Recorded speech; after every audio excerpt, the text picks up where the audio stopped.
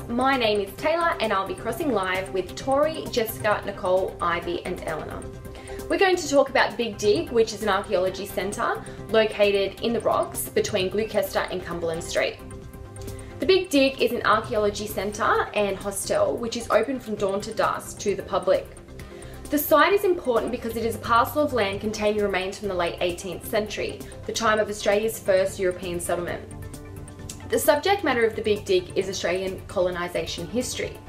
The site provides evidence of the beginning of how we live today. So for example, at the Big Dig Archaeology Centre, we saw house structures with evidence of ownership.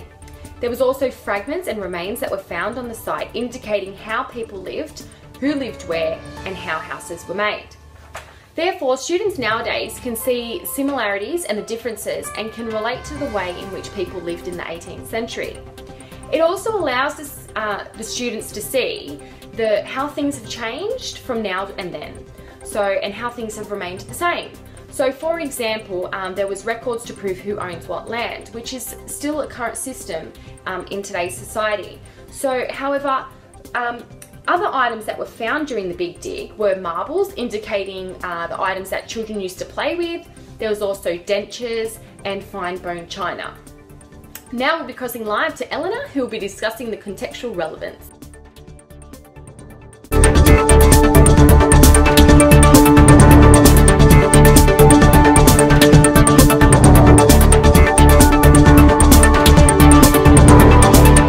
The Big Dig allows children to immerse themselves in the history of Australia and to gain an understanding of how and where people lived from day to day in the past.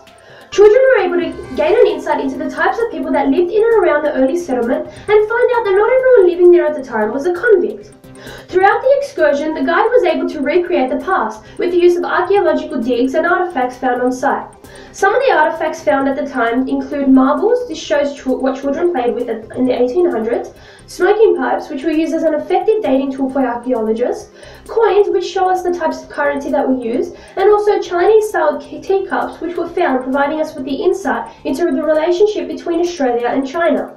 We were also told many stories of people living in that time, such as Anne Arnsden and her 7 children, who were living in a house the size of a room, teaching students just how different life was compared to what we're used to today.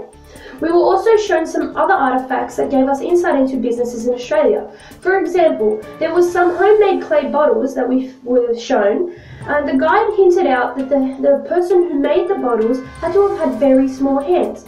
This could let the students come to the conclusion that the bottles could be made by children. The excursion would be most relevant to the Stage 2 Year 3 students, as they are asked how archaeologists learn about the past, what the sites can tell kids about the rocks during the 1800s, what houses were like, and what games were played. The topics that this excursion covers are history, as they discover the history of the rocks and the people that lived there during the 1800s. Also geography, as the children are exposed to a new environment and make comparisons to daily life of people in the 1800s and their own.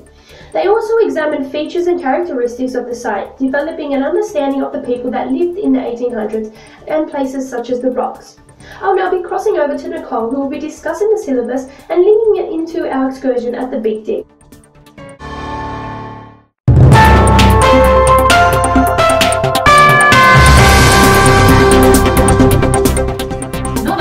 Big Dig interesting and fun, it also links in well with the New South Wales syllabus for Stage 2. Through the Dirt Detective program, students demonstrate key inquiry questions from the history syllabus, including who lived here first and why, how has our community changed, and what features have been lost or retained.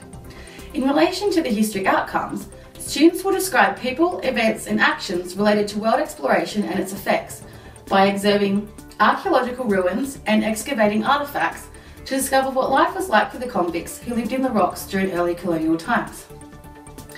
Students will also describe and explain effects of British colonisation in Australia by examining primary sources to find out about what happened in the past and draw conclusions. And lastly, students will apply skills of historical inquiry and communication when they use the same method as archaeologists and historians to find out about the past, such as retrieving, sorting, examining and recording artefacts from a simulated excavation. The Big Dig also links in well with New South Wales geography outcomes. Students will examine features and characteristics of places and environments as they increase their knowledge and understandings of the interactions between people, places and environments.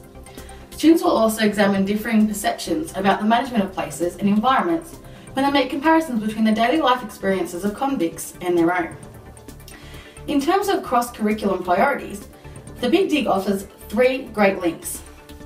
Through the study of artefacts, students gain a deeper understanding of Australia's engagement with Asia from early colonial times, including trade systems. They also delve into sustainability as they gain an understanding of the importance of preserving sites such as the Big Dig in order to understand past cultures and why they are significant to the present and future. And finally, whilst the Big Dig program itself does not focus on history and culture of Torres Strait Islanders and Aboriginal peoples, it does provide a link to the Bangabowie Aboriginal Culture Harbour Cruise.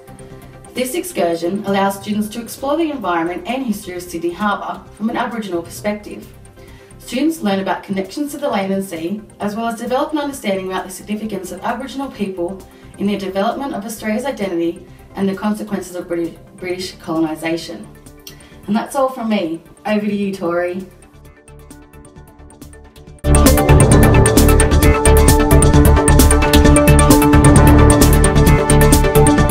Research The Big Dig. Once my group and I had decided to go to the Big Dig, we were very eager to get there and to see what kind of Australian history was involved on this particular site. Before going to the site, we all came with an open mind and we were excited to see what kind of information we were going to find out. While going on our tour, we went with another group from the University of Western Sydney and we were all very surprised about the information we were told from the site. Once we got to the site, we were very surprised about what was there, including a hostel. I didn't know that there was a hostel at this place, which is why I found that very interesting, and I looked up some additional information on it myself.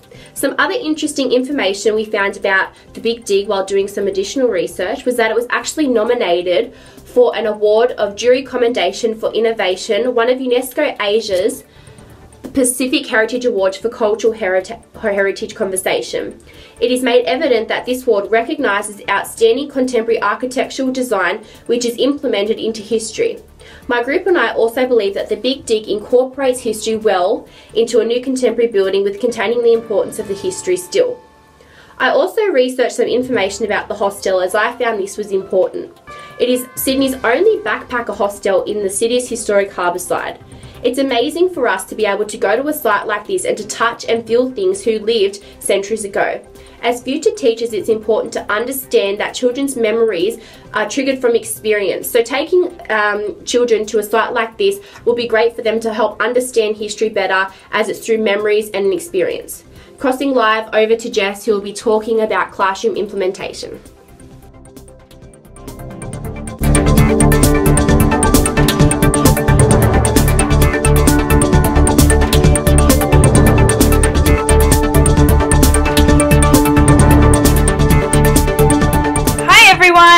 Once students have gained experience from the Big Dig through their educational program, this knowledge needs to be brought back to the classroom. To implement this into a lesson, students will be required to become archaeologists themselves and perform a dig using the classroom archaeology site. Archaeological tools such as brushes, spades and sieves will be used to discover artefacts from the time of the European settlement. In small groups, 3 to 4 people, students will have the opportunity to discuss their artefacts with their peers and the reasoning for its existence in its original time. To further deepen their knowledge, students will be asked to be in character as an individual who may have owned their particular artefact and write a letter to their class about how they use the object and why it is so important to them. Now we will head over to Ivy, who will tell you about our awesome learning object.